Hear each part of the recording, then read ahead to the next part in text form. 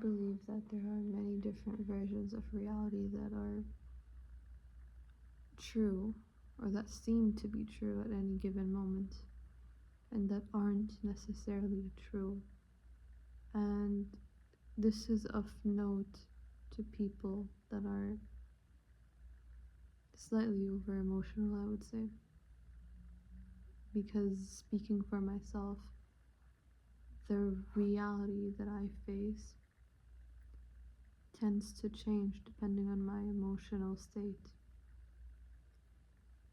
And that goes to show how pliable reality is and how debatable it is, how unreliable it is, how seemingly unreliable it is. Your world looks glum if you're in pain, and it looks like it's just absolute sprinkles and stars whenever you're happy. But you have to recognize that both of these are extremes that are related to your emotion. So just because you had a bad day today doesn't mean that your entire life is going to be crappy, right? Because that's completely illogical. That's how it feels sometimes for myself, and perhaps for you if you're watching this video.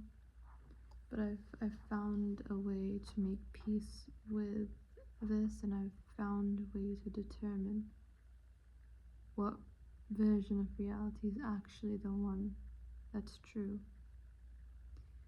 I believe that the reality that is actually is, and that will remain so, is the one you think about when you're at peace, not overly joyous, not overly sad, just at peace. And that frequently happens at nature, wherever that is, in a park, by the seaside, and with no music and no one around.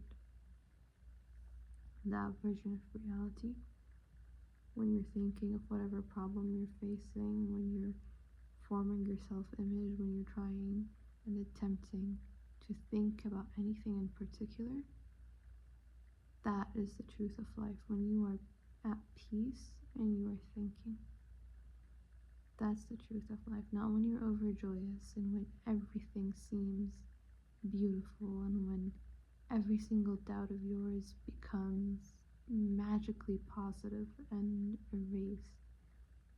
That's not reality. As much as you want it to be reality at that moment, that is not reality.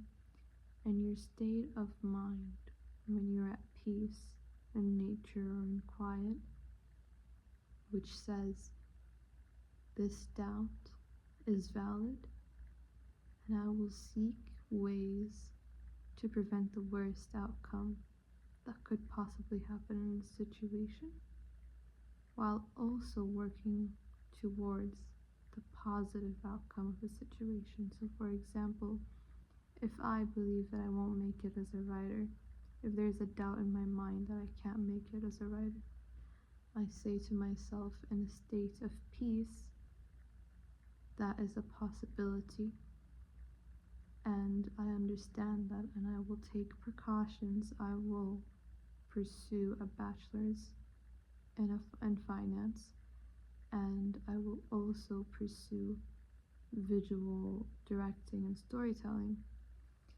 And I have other options. If this thing does not go well, I have plan B, I have plan C, I have plan D.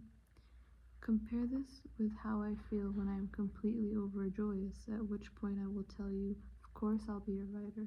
Of course I'll be a writer. I'm literally such a wonderful writer. I'm magnificent, and I always feel that way when I read a very good chapter I've written.